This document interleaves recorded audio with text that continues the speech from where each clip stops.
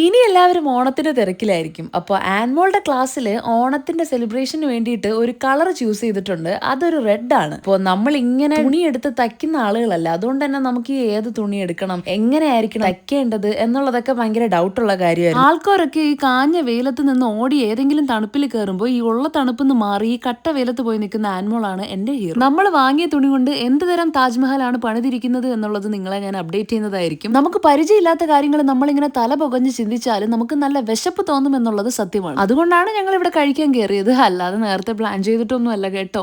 Fruit ബേയിൽ വന്നു കഴിഞ്ഞാൽ എന്റെ മെയിൻ പരിപാടി ഒന്നുകിൽ ഓറിയോ ഷേക്ക് അല്ലെങ്കിൽ ചോക്ലേറ്റ് ഷേക്ക്, ഇതിന്റെ കൂടെ ഒരു പാസ്ത. അഞ്ജുനും ആനും എന്തോന്നാണ് കഴിക്കാൻ വേണ്ടത് എന്ന് ചോദിക്കാൻ ഞാൻ തല ഉയർത്തിയപ്പോ കടക്കാർ കൊടുത്ത ആ ബുക്ക് പഠിക്കുന്നതേ ഉണ്ടായിരുന്നുള്ളൂ രണ്ടാളും. അവരുടെ ഓർഡർ കണ്ടിട്ട് എന്തായാലും ഫുഡ് ലേറ്റ് ആകുമെന്ന് മനസ്സിലാക്കിയ ഞാൻ എനിക്ക് കിട്ടിയ ഓറിയോ ഷേക്കിന്റെ പകുതി അവർക്ക് കൊടുത്തു. അപ്പോഴേക്കും ആൻമോൾ ചെന്ന് കുറച്ച് മടല് പോലത്തെ സാധനങ്ങളൊക്കെ എടുത്തിട്ട് വന്ന് കുറച്ചു നേരം ഈ ഗെയിം കളിക്കാം എന്ന് പറഞ്ഞു. ഗെയിം എന്താണെന്ന് മനസ്സിലാക്കി അതൊന്ന് കളിച്ചു വന്ന് തുടങ്ങിയപ്പോഴേക്കും നമ്മൾ ഓർഡർ ചെയ്ത ഫുഡ് ഓരോന്നായി വരാൻ തുടങ്ങി. പിന്നെ കളിയൊക്കെ അങ്ങോട്ട് മാറ്റി വെച്ച് നമ്മൾ ഭക്ഷണത്തിൽ കോൺസെൻട്രേറ്റ് ചെയ്തു. നമ്മൾ ഓർഡർ ചെയ്ത ഫുഡിന്റെ എണ്ണം കൂടുതലായതുകൊണ്ടും ഇതെല്ലാം പ്രിപ്പയർ ചെയ്ത് വരുമ്പോൾ നല്ലൊരു സമയമാകുമെന്ന് മനസ്സിലാക്കിയതുകൊണ്ട് എന്താണോ ആദ്യം റെഡി ആകുന്നത് അതങ്ങ് കൊണ്ടുവരാൻ അവരോട് ഞങ്ങൾ പറഞ്ഞു. എന്താണെന്ന് അറിയത്തില്ല, അത്ഭുതം എന്ന് പറയട്ടെ, അവർ ഓരോ പ്രാവശ്യം ഓരോരോ ഫുഡ് കൊണ്ടുവരുമ്പോഴും അതിന് തൊട്ട് മുന്നേ കൊണ്ടുവന്ന പാത്രം അങ്ങനെ നമ്മൾ ക്ലീൻ ചെയ്ത് കൊടുക്കാനുള്ള ഒരു കഴിവ് നമുക്ക് കിട്ടിയ പോലെ തോന്നി. ഞങ്ങൾ മൂന്നുപേരും കഴിക്കുന്ന ആ ഒരു വേഗത കണ്ടിട്ട് അവിടെയുള്ള എല്ലാവരും ഇൻക്ലൂഡിംഗ് കസ്റ്റമേഴ്സ് നമ്മളെ കുറച്ചു നേരം നോക്കി നിൽക്കുന്നുണ്ടായിരുന്നു. എനിക്ക് തോന്നുന്നു അവിടുത്തെ വർക്കേഴ്സ് നമ്മളെ നെക്സ്റ്റ് ഫ്രൂട്ട് ബേ ആഡിൽ വിളിക്കാൻ ആഗ്രഹിക്കുന്നു. ഇത് ഞാൻ വെറുതെ പറയുന്നതല്ല, കാരണം നമ്മൾ അത്രത്തോളം പ്രയത്നിച്ചു, അത്ര പെട്ടെന്നാണ് അവരുടെ ഓരോ പ്ലേറ്റും നമ്മൾ കാലിയാക്കി കൊടുത്തത്. അപ്പോൾ ഇന്നത്തേക്ക് എത്രയേ ഉള്ളൂ. കുറെ വിശേഷങ്ങളുമായി വീണ്ടും വരുന്നത് വരെ